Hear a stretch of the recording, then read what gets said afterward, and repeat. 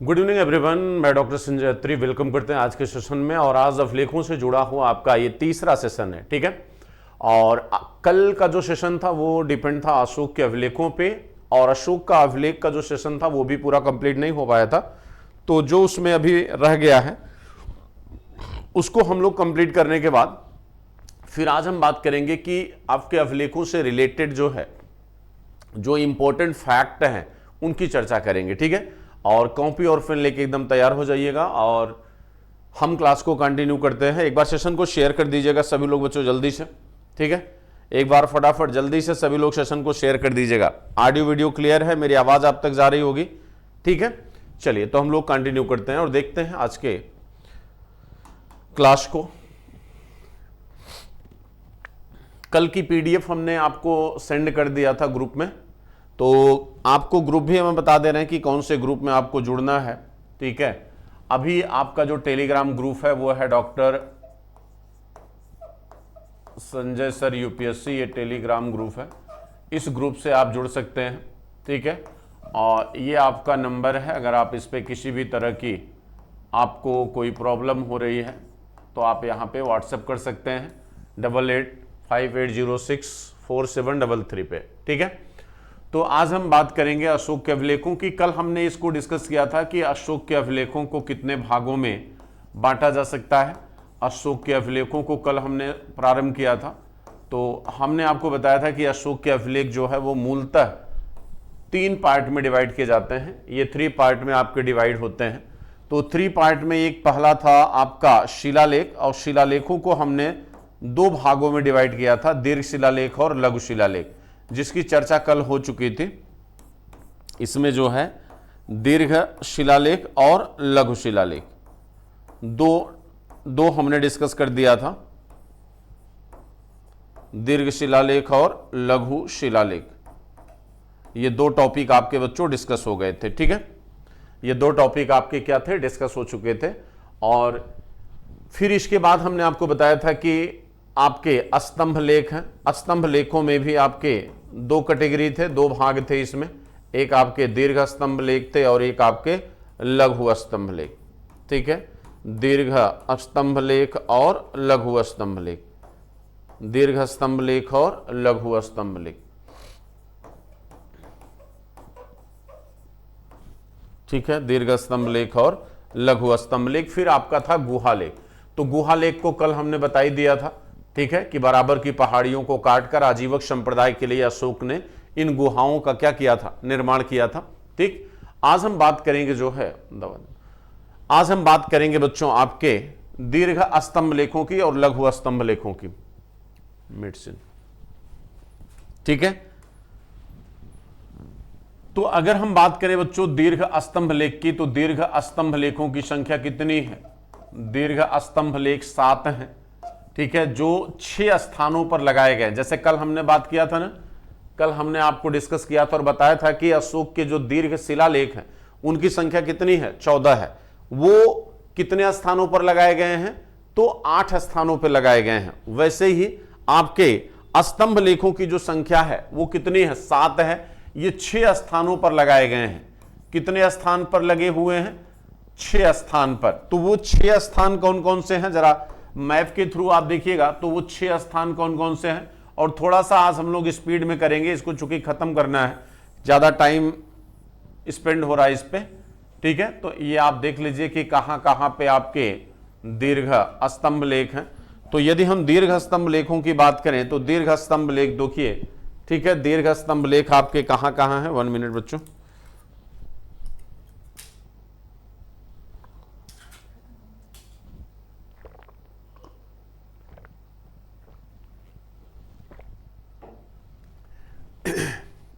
ठीक है, तो दीर्घ स्तंभ लेख को अगर आप देखेंगे तो दीर्घ स्तंभ लेखों में जो पहला स्तंभ लेख है, एक है आपका दिल्ली टोपरा स्तंभ लेख,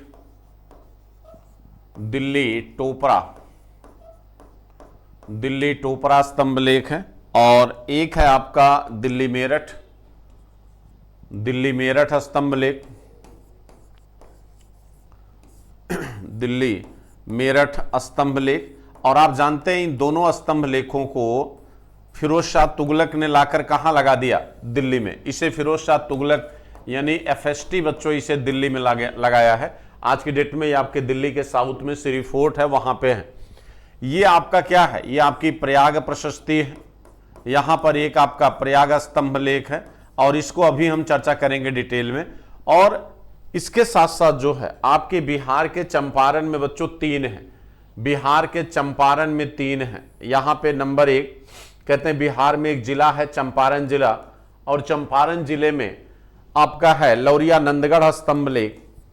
लौरिया नंदगढ़ स्तंभ लेख, लौरिया नंदगढ़ स्तंभ लेख, लौरिया अरराज स्तंभ लेख,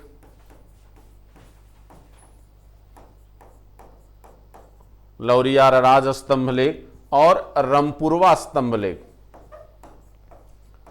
रमपुरवा स्तंभ लेख। तो ये 3 स्तंभ लेख जो है वो आपके कहां है? बिहार के चंपारण डिस्ट्रिक्ट में, ठीक है। और इसमें से जो है आपका ये बच्चों एक आपका दिल्ली टोपरा है, दिल्ली मेरठ स्तंभ लेख है, प्रयाग स्तंभ लेख है। तो प्रयाग स्तंभ लेख को थोड़ा सा हम पहले डिटेल करना चाहेंगे क्योंकि ये इंपॉर्टेंट है।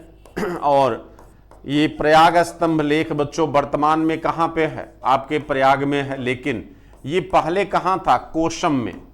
पहले ये कोशम में था, ठीक है। तो प्रयाग लघु स्तंभ लेख भी है, प्रयाग दीर्घ स्तंभ लेख भी है, ठीक है। तो ये कंफ्यूजन न रहे, सॉरी माफ करना, प्रयाग दीर्घ स्तंभ लेख है। तो प्रयाग दीर्घ स्तंभ लेख जो है बच्चों ये पहले कहां था? कोशम। कोशम माने कौशाम्बी में। कोशम मतलब कौशाम्बी में। कहते हैं कि प्रयाग स्तंभ लेख में ही आपके बच्चों इसमें कई राजाओं का उल्लेख आता है। कहते हैं इसमें कुल 33 पंक्ति हैं। कितनी पंक्तियां हैं? इसमें 33 पंक्तियां हैं। और इन 33 पंक्तियों में आपके अशोक के साथ साथ बच्चों इसमें अशोक का उल्लेख भी आया है। इसमें जो है अशोक की पत्नी कौरवकी का उल्लेख आया है, जो इनकी प्रेमिका थी बच्चों, कौरवकी।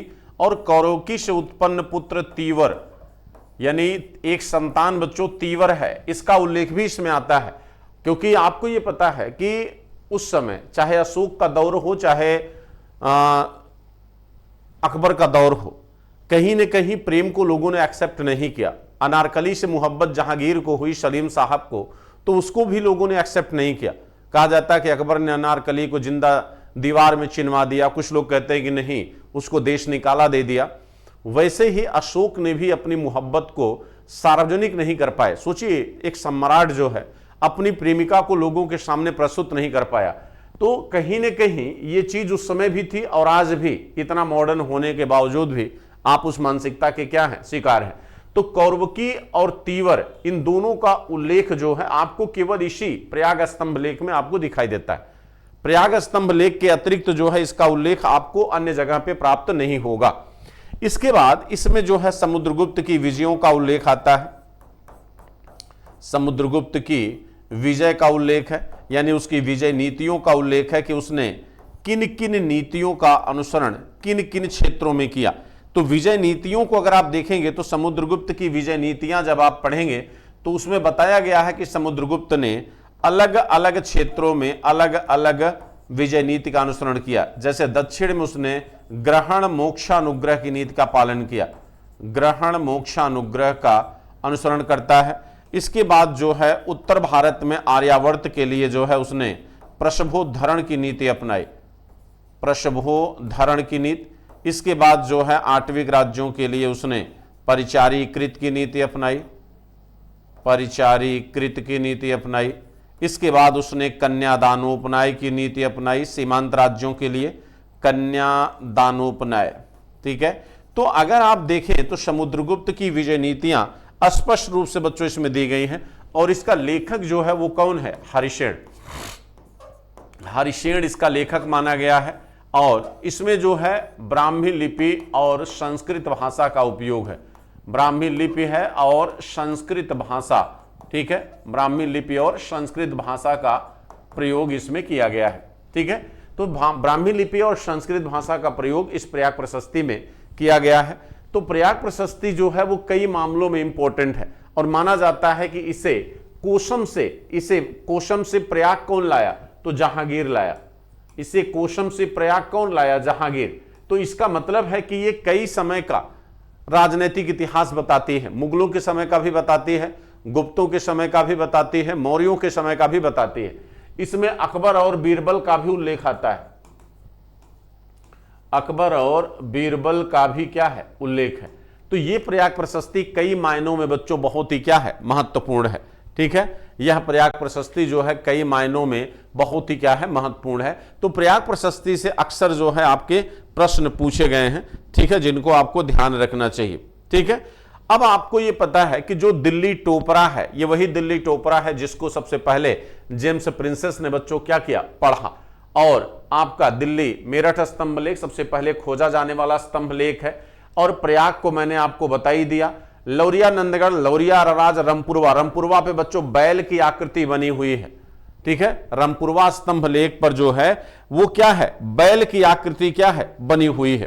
ठीक है, तो आइए जरा सा हम बात कर लेते हैं कि इनके अंदर जो है कौन सी बातें कही गई हैं या दी गई है। ठीक है, अब देखिए, कहते हैं कि ये हमें कैसे पता चलता है कि इन दोनों अभिलेखों को फिरोज शाह तुगलक ने दिल्ली लाया था? तो ये हमें पता चलता बच्चों तारीखे फिरोज शाही से। ठीक है, जो अफीफ की रचना है, आपको पता होगा कि अगर आपसे कहा जाए कि भाई ये कैसे पता चलता है कि दिल्ली मेरठ स्तंभ लेख और दिल्ली टोपरा स्तंभ लेख इन दोनों को फिरोज शाह तुगलक ने दिल्ली लाया, तो वो किससे पता चलता है? वो पता चलता है तारीखे फिरोज शाही, तारीखे फिरोज शाही से, तारीखे फिरोज शाही नामक ग्रंथ से ये पता चलता है। और ये किसकी रचना है? तो अफीफ की रचना है। और एक चीज और आपको बता दें कि कहते हैं कि इसी नाम से, तारीखे फिरोज शाही के नाम से बरनी की किताब भी है। जियाउद्दीन बरनी बच्चों, जो कट्टर सुन्नी मुसलमान था, उसकी किताब भी इसी नाम से है। तो इसी बुक से यह पता चलता है कि इन दोनों अभिलेखों को यहां पे लाया गया था। एक आपको और इंपॉर्टेंट चीज आपको बताना चाहेंगे, जैसे आपको पता बच्चों, जो आपका ये जो 7 स्तंभ लेख हैं, इन 7 स्तंभ लेख में जो प्रथम स्तंभ लेख है, उस प्रथम स्तंभ लेख में अशोक ने ये कहा है, मैं ये छोटा छोटा बता दे रहा हूं, बहुत सिंपल में ही। उसने कहा कि मैंने अपने जीवन में जो 26 पिछली क्लास में मैंने शायद 26 बोल दिया था। कहते हैं उसने अपने 26 बर्थडे पर उसने 25 बार 25 टाइम उसने कैदियों को क्या किया था? रिहा किया था। तो कैदियों को रिहा करना और उसके उदारवादी चरित्र का जो विवरण है वो आपके इसी प्रथम स्तंभ लेख में है, प्रथम दीर्घ स्तंभ लेख में है। द्वितीय दीर्घ स्तंभ लेख में मैंने आपको पहले भी बताया था, वो धम्म की व्याख्या करता है कि यमचू धम्म में धम्म क्या है, और अपाशीन में बहुकथाने दया दाने सचे सोचे माधवे साधवे च की बात करता है, यानी धम्म की वो व्याख्या भी यहीं पर करता है। ठीक है, इसके बाद तृतीय स्तंभ लेख में वो बात करता है कि किन चीजों को आपको नहीं करना है। ठीक है, वो कहता है कि चंडिये निठुलिये क्रोधे माने ईर्ष्या, यानी वो दूसरे में कहता है कि आपको क्या करना है। अपासिनवे बहुकथाने दया दाने सचे सोचे माधवे साधवे चा, यानी धम्म की बात उसने दूसरे में किया, यानी लोगों को क्या करना चाहिए वो दूसरे स्तंभ लेख में बता रहा है। तीसरे में बता रहा है कि आपको क्या नहीं करना चाहिए। तीसरे में आपको वो बता रहा, चंडिये निठुलिये क्रोधे माने ईर्ष्या, मान माने घमंड, क्रोध माने क्रोध, ईर्ष्या माने ईर्ष्या, इन 5 चीजों को मत करो जीवन में, जो लोग आज करते हैं।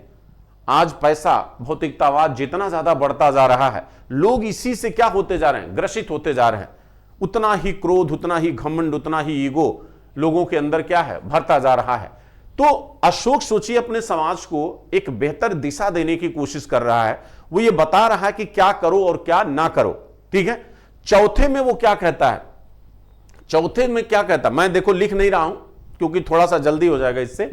चौथे में वो कहता है कि मैंने अपनी जनता के कल्याण के लिए हर 9 किलोमीटर पे सराय बनाई। सराय मतलब जहां लोग रुकते थे, यानी चतुर्थ दीर्घ स्तंभ लेख में वह अपनी कल्याणकारी नीतियों का विवरण देता है। वो कहता है कि मैंने सराय बनवाए, मैंने लोगों के लिए कुएं खुदवाए, मैंने लोगों को छाया प्रदान करने के लिए सड़कों के किनारे वृक्ष बनवाए, मैंने जो है सड़क निर्माण करवाया, एग्रोनोमोई एस्ट्रोनोमोई नामक अधिकारियों की नियुक्ति किया। तो सोचिए चतुर्थ दीर्घ स्तंभ लेख में अशोक अपनी कल्याणकारी नीतियों का क्या करता है, विवरण देता है। ठीक है, यानी एक ऐसे राजा के रूप में अपने आप को प्रेजेंट करता है जो जनता के प्रति बहुत ज्यादा क्या हो, रिस्पॉन्सिबल हो। यानी भारतीय संविधान में जो आपके नीति निदेशक तत्व हैं, जो राज्य पे बाध्यकारी होते हैं, जिनमें राज्य के कल्याणकारी दायित्वों का उल्लेख किया गया है, तो वैसे ही आपका यह चतुर्थ स्तंभ लेख, जो चतुर्थ दीर्घ स्तंभ लेख है, उसमें भी अशोक यही बात करता है। ठीक है, ठीक। अब पांचवा दीर्घ स्तंभ लेख, अब एक पांचवा दीर्घ स्तंभ लेख जो सबसे बड़ी बच्चों ब्लंडर हो गई मुझसे। ठीक है, इस गलती को माफ करिएगा, आप लोग इसको सुधार लीजिएगा। ठीक है, थोड़ा सा चूंकि मुझे डाउट पहले से हो रहा था, यहां 26 की जो बात की गई है वो 26 दूसरे सेंस में आया है, वो 26 बच्चों दूसरे सेंस में आया है, इसको थोड़ा सा रिफॉर्म कर लीजिएगा। यहां पे प्रथम स्तंभ लेख में वो उसने ये कहा कि मैंने 26 वर्ष बाद, 26 वर्ष बाद जो है धम्म को लिखवाया, धम्म को लिखवाया। ठीक है, तो ये मैंने यहां पर थोड़ा सा आपको थोड़ा कंफ्यूजन था मुझे इस बात को, अभी जो है क्लियर हुआ।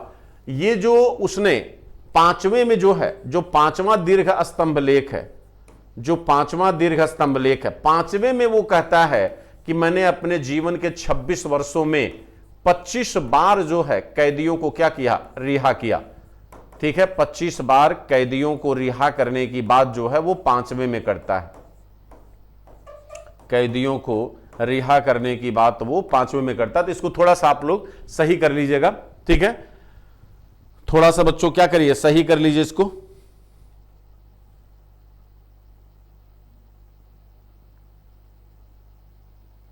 ठीक है, और इसी में जो है, इसी में एक चीज और ध्यान देना, इसी में जो है ये भी पता चलता है कि उसने ब्राह्मणों के दांडिक विशेषाधिकार को समाप्त कर दिया था।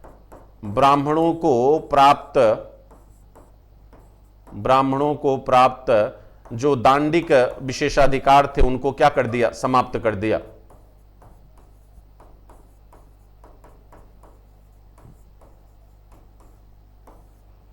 क्या कर दिया, समाप्त कर दिया।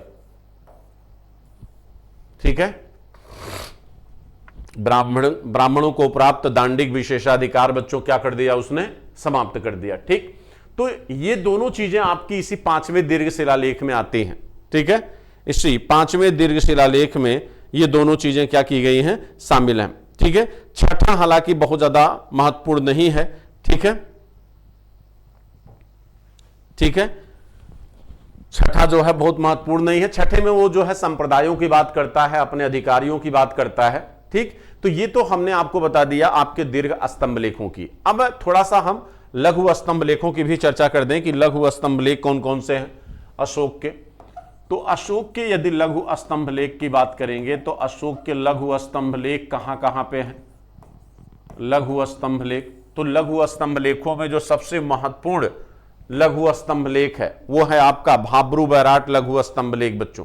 ठीक है, क्योंकि याद रखिएगा जो आपका लघु स्तंभ लेख है उनकी संख्या हालांकि बहुत ज्यादा नहीं है। ठीक है, कैप्टन बर्ट ने ही भाब्रू बैराट को खोजा था, इसको भी हम आपको मैप के थ्रू दिखा दे रहे हैं कि कौन कहां कहां से है।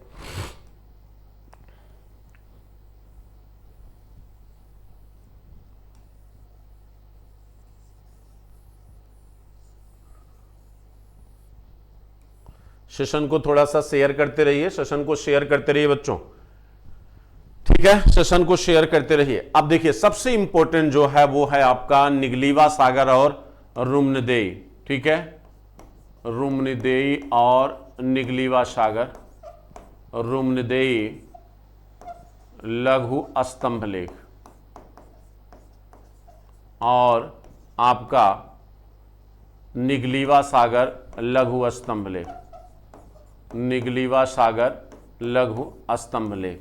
ठीक है, तो ये दो बहुत ही बच्चों क्या है, इंपॉर्टेंट है। रुम्नदेई क्यों इंपॉर्टेंट है आपको बता दें। रुम्नदेई जो दीर्घ आपका है, कहते हैं कि रुम्नदेई, ये रुम्नदेई बच्चों कहां पे है, रुम्नदेई लघु स्तंभ लेख ये रुम्नदेई लघु स्तंभ लेख जो है ये आपका है बच्चों कहां पे, तो ये आपका है लुम्बिनी में। कहां पे है? लुम्बिनी में, जहां पे बुद्ध का क्या हुआ था? जन्म हुआ था। लुम्बिनी जहां बुद्ध का जन्म हुआ था, यहां अपने राज्याभिषेक के 20वें वर्ष वो गया था। अशोक अपने राज्याभिषेक के 20वें वर्ष जाता है और जाने के बाद यहां पर उसने कर की जो दर है वो कितना कर दिया था? 1/8। ठीक है, 1/8 जो है कर की दर कर दिया था। इसलिए इसे जो है आर्थिक अभिलेख भी कहते हैं। इसीलिए इसे आर्थिक अभिलेख भी कहा जाता है। माना जाता है कि अशोक जो है, चूंकि लुम्बिनी जो है बुद्ध का जन्मस्थल था और बुद्ध के जन्मस्थल होने की वजह से यहां पर उसने कर की दर को क्या कर दिया? 1/8 कर दिया, जो सामान्यतः कितना होती थी? 1/6 होती थी। जनरली जो कर की दर थी वो कितना थी? 1/6 थी, और इसने कितना कर दिया? तो इसने जो है 1/8 कर दिया। ठीक है, 1/8 कर दिया। हां जी, ठीक। चलिए अब आइए जरा सा पहले पूरा देख लेते हैं। इसके बाद रामपुरवा लघु स्तंभ लेख भी है। रामपुरवा लघु स्तंभ लेख, इसमें निगाली सागर में जो सबसे महत्वपूर्ण बात आई है, कहते हैं निगाली सागर से ही यह पता चलता है कि उसने कनक मुनि का स्तूप बनाया था। अशोक ने कनक मुनि का स्तूप जो है बनवाया था। ये पता चलता है किससे? आपके निगाली सागर के लघु स्तंभ लेख से। ठीक है, निगाली सागर के लघु स्तंभ लेख से। इसके बाद यूपी में आइएगा तो यहां पे सारनाथ में आपका सारनाथ लघु स्तंभ लेख है। सारनाथ लघु स्तंभ लेख, ठीक है बच्चों, बारिश हो रही लग रहा। हां, सारनाथ लघु स्तंभ लेख बच्चों, ठीक है। फिर आपका जो है मास्की लघु स्तंभ लेख, मास्की लघु स्तंभ लेख, मास्की लघु स्तंभ लेख है। एक तो जहां तक मुझे ध्यान आ रहा है कौशांबी में भी है, कौशांबी लघु स्तंभ लेख भी है। ठीक है, और आपके जो यहां पे था प्रयाग स्तंभ लेख जिसे कहते हैं, यहां से एक इलाहाबाद लघु स्तंभ लेख भी मिला है। इलाहाबाद लघु स्तंभ लेख, अब आप इसको प्रयाग भी कह सकते हैं, इसे आप प्रयाग भी कह सकते हैं। तो सारनाथ लघु स्तंभ लेख जिसमें उसने संघ भेद की नीति का उल्लेख किया है। संघ भेद की नीति का उल्लेख है उसके, यानी इसमें वो क्या करता है? वो आदेश देता है, संघ में विघटन पैदा करने पर दंड का आदेश देता है, यानी संघ भेद को रोकने की कोशिश करता है अशोक। तो संघ भेद को रोकने का प्रयास सारनाथ स्तंभ लघु स्तंभ लेख से पता चलता है। रामपुरवा पर जो है रामपुरवा लघु स्तंभ लेख, ठीक, इस पे बैल की आकृति बनी हुई है, बैल का चित्र बना है, क्योंकि अशोक पहला शासक था जिसने बच्चों प्रकृति को क्या किया? अपने आर्ट से, अपने शासन से जोड़ा। नेचर को प्रकृति से जोड़ने की कोशिश अशोक द्वारा की गई थी। ठीक है, नेचर को प्रकृति से जोड़ने की कोशिश बच्चों अशोक द्वारा की गई थी। इसके अतिरिक्त जैसे अभी तक आपने पढ़ा है कि भाई अशोक के जो गुहा लेख थे वो बराबर पहाड़ी और नागार्जुनी पहाड़ी पर बने हुए हैं। तो बराबर पहाड़ी और नागार्जुनी पहाड़ी में भी लघु स्तंभ लेख मिले हैं। कभी कंफ्यूज मत होना, अगर आपसे जैसे मान लीजिए ये बिहार है, ठीक, कभी अगर पूछ ले कि क्या केवल वहां पे गुहा लेख पाए गए हैं बराबर पहाड़ी और नागार्जुनी पहाड़ी में? जी नहीं, वहां से लघु स्तंभ लेख भी पाए गए हैं बराबर पहाड़ी और नागार्जुनी पहाड़ी में। ठीक, तो ये दिमाग में रखिएगा। जो है यहां पे आपसे जो क्वेश्चन पूछा जाएगा वो सारनाथ लघु स्तंभ लेख से पूछा जा सकता है, रुम्नदेई लघु स्तंभ लेख से पूछा जा सकता है, और निगाली सागर लघु स्तंभ लेख से पूछा जा सकता है। तो तीनों के हमने तथ्य बच्चों यहां पे आपको क्या कर दिए? बता दिए। ठीक है, तीनों के तथ्य हमने आपको यहां पे क्या किया? बता दिया। ठीक है, मुझे उम्मीद है इससे ज्यादा, इससे बाहर से आपसे क्वेश्चन नहीं पूछे जाएंगे। ठीक है, इससे बाहर से आपसे क्वेश्चन नहीं पूछे जाएंगे। ठीक, चलिए, तो अशोक के बाद अब हम आते हैं जो आज आपका टॉपिक है कि अन्य महत्वपूर्ण अभिलेख, अन्य महत्वपूर्ण अभिलेख।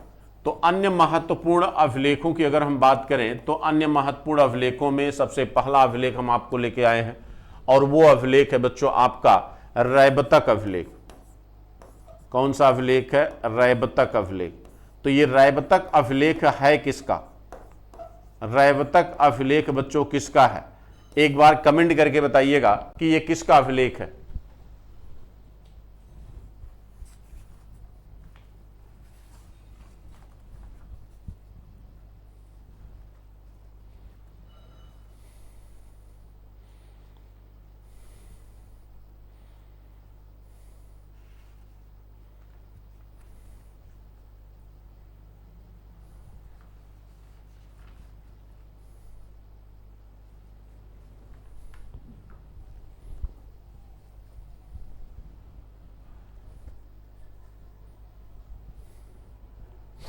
ठीक है, चलिए बताइए, जल्दी करिए, फटाफट जल्दी से कमेंट करके बताइए। चलिए देखिए, कहते हैं ये अभिलेख बच्चों किसका है? कनिष्क का है। किसका अभिलेख है? कनिष्क का अभिलेख है। और ये आपके कहां पर पाया गया है? तो अफगानिस्तान में। अफगानिस्तान में एक स्थान है जिसका नाम है सुर्ख कोटल। अफगानिस्तान का एक स्थान है सुर्ख कोटल, जहां पे ये पाया गया है। ये यूनानी भाषा में है, सॉरी यूनानी लिपि में है। ये आपके यूनानी लिपि में है। क्यों है? क्योंकि उसी क्षेत्र से आपके बच्चों कुषाणों का आगमन हुआ था। ठीक है, भारत में विदेशियों के आगमन का जब आप सीक्वेंस पढ़ते हैं तो उसमें सबसे पहले ईरानी आए। ठीक है, सबसे पहले ईरानियों का आगमन होता है, फिर यूनानी आए, फिर हिंदेवन शासक आए जिसमें बैक्ट्रियन, पार्थियन है, फिर शक हैं, फिर कुषाण हैं, फिर हूण हैं, फिर तुर्क हैं। ठीक है, तो यूनानी लिपि इसलिए क्योंकि उन क्षेत्रों पे कभी सिकंदर और सेलुकस का बच्चों अधिकार था जिन क्षेत्रों से इनका आगमन हुआ, तो इसलिए उसका प्रभाव दिखेगा। ठीक है, इसके बाद आपको कीलक भाषा, सॉरी बख्तारी भाषा का इसमें प्रयोग किया गया है। कौन सी भाषा? बख्तारी भाषा।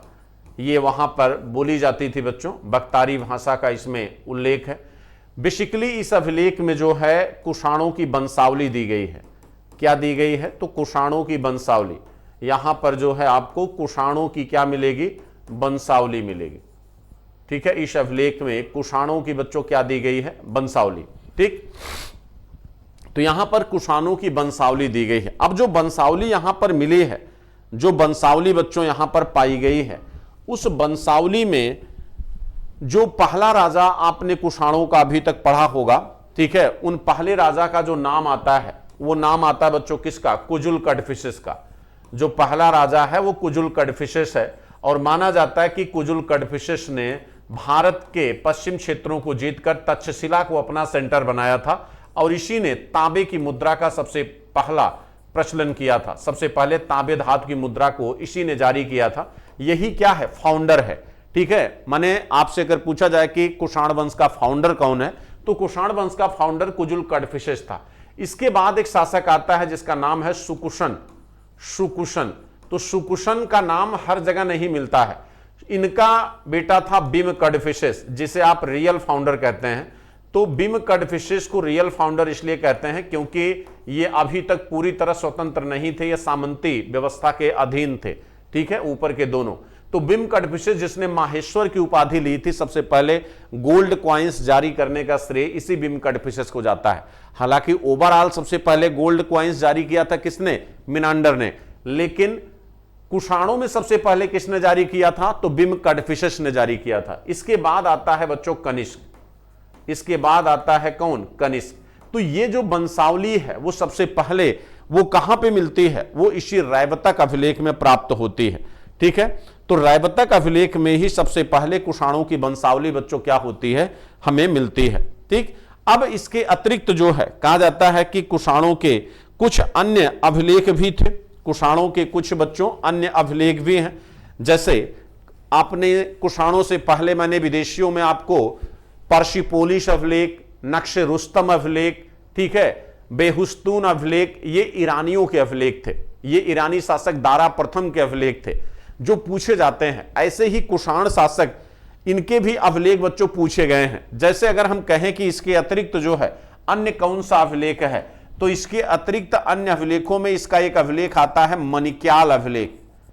कुषाण शासक कनिष्क का अभिलेख है मणिक्याल अभिलेख। और ये अभिलेख ज्यादा महत्वपूर्ण नहीं है, लेकिन कभी कभी इनके माध्यम से यह कह दिया जाता है कि इसके अभिलेखों के माध्यम से इसके विस्तारित क्षेत्रों का उल्लेख करें। तो मणिक्याल अभिलेख से क्या पता चलता है? मणिक्याल कहां है? पंजाब में। तो इसका मतलब पंजाब इसके क्या है? अधीन है। और आप जानते हैं कि कुषाण दुनिया का पहला शासक है जिसका राज्य क्षेत्र जो है आज के 9 देशों में क्या था? फैला था। यानी आज के दुनिया के 9 देशों का कुछ ना कुछ क्षेत्र जो है वो इसके भूभाग के अंतर्गत बच्चों क्या था? शामिल था। ठीक है। इसके बाद जो है इसका एक अभिलेख है सुईविहार अभिलेख। इसका एक अभिलेख है सुईविहार अभिलेख। तो सुईविहार अभिलेख भी इंपॉर्टेंट है, लेकिन इसका महत्व सिर्फ इतना है कि इससे जो है कनिष्क की सिंध विजय का उल्लेख मिलता है। कनिष्क की सिंध विजय का उल्लेख। इसके बाद जो है इसका एक अभिलेख है सारनाथ अभिलेख। तो सारनाथ अभिलेख से जो है हमें इसके सारनाथ विजय का उल्लेख मिलता है कि भाई सारनाथ पर इनका क्या था? नियंत्रण था। तो ये जो अभिलेख हैं, ये अभिलेख सारे रैवतक, मणिक्याल, सुईविहार और सारनाथ, ये सभी जो है बच्चों किसके हैं? आपके कनिष्क के हैं। किसके हैं बच्चों? कनिष्क के अभिलेख हैं। ठीक, ध्यान दीजिए, इसको नोट कर लीजिएगा। अब हम आते हैं आपके बच्चों आगे। ठीक है, अब हम चलें आगे चलते हैं तो पाते हैं कि मौर्य वंश में ही एक और महान सम्राट हुआ करते थे जिनका नाम था आपके चंद्रगुप्त मौर्य। थोड़ा सा स्पीड मेंटेन करिए ताकि आज ये खत्म हो जाए। चंद्रगुप्त मौर्य। तो चंद्रगुप्त मौर्य के 2 अभिलेख थे। 2 क्या 3। एक की चर्चा हमने कर दिया है जिसे आप जूनागढ़ अभिलेख कहते हैं। इसकी चर्चा हमने कर दिया है, पिछली क्लास में ही बता दिया है जूनागढ़ अभिलेख को। एक अभिलेख था बच्चों इनका महास्थान अभिलेख। महास्थान अभिलेख। तो महास्थान अभिलेख क्यों इंपॉर्टेंट है इसको भी बता देंगे। और एक अभिलेख इनका है बच्चों सोहगौरा अभिलेख। तो सोहगौरा जो अभिलेख है ये यूपी के गोरखपुर में है। ये यूपी के गोरखपुर डिस्ट्रिक्ट में है। कहां पे है? यूपी के गोरखपुर में है। ये जो है आपके बंगाल के, यानी आज की डेट में बांग्लादेश हो जाएगा, बंगाल के बोगरा जिले में है। बंगाल के बोगरा नामक क्षेत्र में था, सॉरी बंगाल ही होगा। तो यहां से हमें क्या मिलता है? महास्थान अभिलेख से कई प्रमाण मिले। पहले तो यह पता चलता है कि मौर्यों ने कांकड़ी मुद्रा चलाई थी। कांकड़ी मुद्रा की सबसे पहली जानकारी यहीं पे मिलती है। अकाल की जानकारी इसी में मिलती है। अकाल की जानकारी बच्चों यहां से प्राप्त होती है। अकाल की जानकारी के साथ साथ अन्न भंडारण की जानकारी यहां से मिलती है। अन्न भंडारण, आपको यह पता है कि चंद्रगुप्त मौर्य ही था बच्चों, चंद्रगुप्त मौर्य था जिसके समय 12 वर्षों का मगध में अकाल पड़ा था। इसी के राज्य में 12 वर्ष का अकाल पड़ा था मगध में। और आज अगर मगध की जगह कोई और राज्य होता, 12 वर्षों के अकाल को शायद वो झेल ना पाता। ठीक है, आज 1-2 साल का कोरोना आया बच्चों, आपके देश को हिला के रख दिया। 12 वर्षों तक जिसके राज्य में अकाल पड़ा हो लगातार, सोचिए उस राज्य की इकोनॉमी कितनी बेहतर रही होगी। हाँ जी सर।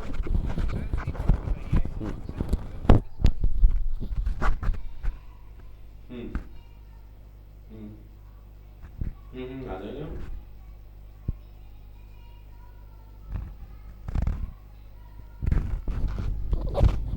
सिंगल में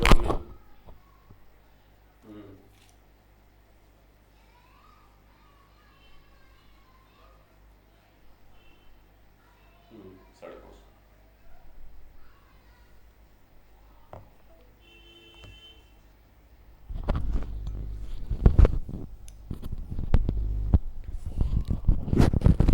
तो यहां पे जो है मैंने आपको क्या बताया, मैंने कहा कि 12 वर्षों तक मगध में अकाल पड़ा था। ठीक है, और अकाल के विषय में आप अगर जानते होंगे तो कहा जाता है कि चंद्रगुप्त मौर्य इतना परेशान हो गया कि उसने अपने राज्य के सभी विद्वानों की परिषद बुलाई, बैठक किया, जिसमें एक जैन भिक्षु ने उनको बताया कि नहीं, ये तो आपके पापों का प्रतिफल है। अगर आप जब तक इससे मुक्त नहीं होंगे, अकाल समाप्त नहीं होगा, तो उसने कहा कि आप जैन भिक्षु बन जाइए, सब कुछ जो है त्याग दीजिए। तो चंद्रगुप्त मौर्य क्या करता है, अपने बेटे बिंदुसार को बुलाकर उत्तराधिकारी बना देता है और स्वयं जैन भिक्षु बन के भद्रबाहु के साथ कहां चला गया, दक्षिण चला गया, जहां पर श्रवण बेलगोला नामक पहाड़ी पर इसने सल्लेखना व्रत के माध्यम से अपने प्राणों का क्या किया, परित्याग किया। तो ये इसकी सूचना जो है, हालांकि है तो जैन साहित्य में, लेकिन अकाल की जानकारी यहां से भी मिलती है और यहां से भी मिलती है। अकाल के साथ साथ अनाजों का संग्रह, यानी सोचिए कि इतनी बेहतरीन व्यवस्था उस समय भी कोई न कोई पीडीएस सिस्टम जैसी व्यवस्था रही होगी, जिसके माध्यम से चंद्रगुप्त मौर्य के राज्य में अनाजों का वितरण आम जनता में बेहतर तरीके से क्या किया गया, संपादित किया गया। ठीक है, तो ये एक अच्छी व्यवस्था थी। ठीक है, आइए देखते हैं। अब हम चलते हैं बच्चों आगे। अगला जो अभिलेख आपका है वो है एहोल अभिलेख। एक और इंपॉर्टेंट अभिलेख है एहोल अभिलेख। एहोल अभिलेख अगर आप जानते होंगे तो ये किससे जुड़ा हुआ है, ये जुड़ा हुआ है बच्चों आपके पुलकेशिन द्वितीय से। ये किससे जुड़ा हुआ है, तो पुलकेशिन द्वितीय से। ये अभिलेख आपके पुलकेशिन द्वितीय से जुड़ा है। पुलकेशिन द्वितीय, इसका लेखक कौन है, तो रविकीर्ति। इसका लेखक है बच्चों रविकीर्ति। इसका लेखक है रविकीर्ति। ये ब्राह्मी लिपि में है। किस लिपि में है, तो ब्राह्मी लिपि में है और संस्कृत भाषा में अभिलेख है, संस्कृत भाषा में है। ठीक है, संस्कृत भाषा में है। एक चीज अभी थोड़ा सा ध्यान में नहीं आ रहा है कि तमिल भाषा सबसे पहले शायद इसी में उपयोग की गई थी। ठीक है, तमिल भाषा का उपयोग भी शायद इसी में सबसे पहले किया गया था, लेकिन अभी एग्जैक्टली हमें रिमाइंड नहीं हो रहा है। ठीक है, चलिए कोई बात नहीं, रिमाइंड होगा तो बता देंगे। ठीक, चलिए आते हैं। देखिए, कहते हैं रविकीर्ति इस अभिलेख में अपनी तुलना जो है किससे करता है, कालिदास और भारवी से करता है। कालिदास और भारवी से अपनी तुलना करता है। तो इसका मतलब है कि यदि अगर हम आपसे पूछें कि कालिदास और भारवी का उल्लेख किस अभिलेख में आया है, तो आंसर होगा एहोल अभिलेख। इसी अभिलेख में रविकीर्ति कहता है, जो इसका लेखक है, वो कहता है कि मैंने मेगुता का मंदिर बनाया। मेगुता का मंदिर, तो मेगुता का मंदिर निर्माण जो है वो रविकीर्ति द्वारा किया गया था। कहां पर, एहोल में। नंबर 3, इसी से पता चलता है कि पुलकेशिन द्वितीय ने अश्वमेध यज्ञ का संपादन किया था। अश्वमेध यज्ञ का संपादन जो है पुलकेशिन द्वितीय ने किया, इसी से पता चलता है। इसी से पता चलता, सब सर्वप्रथम कहा जाता है कि सर्वप्रथम गुर्जर जाति, सर्वप्रथम गुर्जर जाति का उल्लेख इसी अभिलेख में आता है। सर्वप्रथम गुर्जर जाति का उल्लेख, सबसे पहले गुर्जर जाति का उल्लेख जो है इसी में आता है। सबसे पहले गुर्जर जाति का उल्लेख जो है वो इसी में आया है। ठीक, इसके अतिरिक्त जो है इसके अतिरिक्त इसी में हर्ष के लिए हर्षवर्धन, जिनका राज्य नर्मदा नदी तक फैला हुआ था, उत्तरापथनाथ हर्ष के लिए आया है। उत्तरापथनाथ, और इससे यह पता चलता है कि ये उत्तरापथनाथ यानी हर्ष पुलकेशिन द्वितीय से नर्मदा नदी के तट पे हार गए थे, और उसमें यह भी कहा गया है कि यह इनकी जो पराजय थी वो हस्त सेना की वजह से थी। ठीक है, क्योंकि नर्मदा नदी के किनारे लड़ा गया था, तो उसमें हस्त सेना का सबसे बेहतर उपयोग जो है वो पुलकेशिन के द्वारा बच्चों किया गया था। ठीक है, तो ये सारी जानकारी जो है वो आपके इस एहोल अभिलेख में क्या होती है, प्राप्त होती है। ठीक, चलिए एहोल अभिलेख क्लियर हो गया सभी का? एहोल अभिलेख क्लियर हुआ सभी का? आगे बढ़े, बोलिए, जल्दी कमेंट करके बताइए, जल्दी बोलो बच्चों। देखिए, एहोल से ही मिलता जुलता एक और अभिलेख है, उसका नाम है एरण अभिलेख। एरण अभिलेख, तो एरण अभिलेख का महत्व अन्य कारणों से है। एरण अभिलेख जो है ये परवर्ती गुप्त शासक बुद्धगुप्त का था। एरण अभिलेख किसका है? ये परवर्ती गुप्त शासक थे बुद्धगुप्त, उनका अभिलेख है। इसी में सबसे पहले सती प्रथा का उल्लेख आता है। सती प्रथा का उल्लेख सबसे पहले इसी में आया है, जिसमें कहा गया है कि भानुगुप्त जो सेनापति था, उस भानुगुप्त के मर जाने के बाद इसकी पत्नी जो है क्या हो गई थी, सती हो गई थी। ठीक है, तो ये जानकारी एरण अभिलेख से हमें मिलती है, जो किसका है, बुद्धगुप्त का है। तो कंफ्यूज मत होइएगा एहोल में और एरण में। ठीक है, इसलिए मैंने पैरेलल दोनों को डिस्कस कर दिया। ठीक है, दोनों को हमने पैरेलल डिस्कस कर दिया ताकि आप जो है कंफ्यूज ना हो। ठीक है, चलिए अब हम आते हैं थोड़ा सा बच्चों आपके एक अभिलेख है आपका जो है, जिसका नाम है बच्चों बेशनगर अभिलेख। ठीक है, जिसका नाम है बेशनगर अभिलेख, या पहले वाले खत्म कर देता हूं। ठीक है, पहले वाले पहले खत्म कर देता हूं। जैसे सातवाहन वंश थोड़ा पहले आता है, तो पहले हम इसको देख लेते हैं। सातवाहन वंश के दो अभिलेख बहुत महत्वपूर्ण हैं, जिनको ध्यान रखिएगा आप लोग। एक नानाघाट अभिलेख, एक आपका नानाघाट अभिलेख, एक तो ये महत्वपूर्ण है, नानाघाट अभिलेख महत्वपूर्ण है, और एक नासिक अभिलेख, एक नासिक अभिलेख। और ये दोनों महत्वपूर्ण क्यों हैं? इन दोनों के महत्वपूर्ण होने का रीजन क्या है? दोनों क्यों इंपॉर्टेंट हैं? ठीक है, दोनों बच्चों क्यों इंपॉर्टेंट हैं? दोनों का इंपॉर्टेंस क्या है? तो दोनों का जो इंपॉर्टेंस है वो इस बात को लेकर है क्योंकि इन दोनों अभिलेखों में ही सबसे पहले बच्चों भूमिदान का उल्लेख आता है। कहा जाता है कि इन दोनों अभिलेखों में ही सबसे पहले क्या आता है? भूमिदान का उल्लेख। सर्वप्रथम भूमिदान का उल्लेख यहीं से हुआ था, और आप जानते हैं कि ये भूमिदान ही आगे चलकर आपके भारत में एक नई व्यवस्था को जन्म देगा, जिसे सामंतवाद कहा जाता है। तो फ्यूडलिज्म जो भारत में आया, वो फ्यूडलिज्म जो है इसी भूमिदान का ही क्या था? परिणाम था। तो भारत में जो फ्यूडलिज्म होगा वो दो चरण का होगा, दो स्तर का। यानी एक तो सामंत होगा, सामंतवाद, और दूसरा उपसामंत, सामंत और उपसामंत होगा। जबकि यूरोप में आप देखोगे तो वहां 3 स्तर का सामंतवाद दिखाई देगा। ठीक है, यूरोपियन सामंतवाद में आपको 3 स्तर का सामंतवाद आपको दिखाई देगा। ठीक है, बात समझ में आ गई? तो ये है। अब देखिए जरा सा आते हैं बच्चों हम लोग थोड़ा सा कुछ फैक्चुअल चीजों पे। कुछ फैक्चुअल में एक बार जरा सा कमेंट करके आप ये बता देना कि हमने आपको वो डिस्कस कर दिया था कि नहीं, जो क्या बोलते हैं उसको, खारवेल के हाथी गुम्फा अभिलेख को शायद हमने डिस्कस कर दिया था। खारवेल के हाथी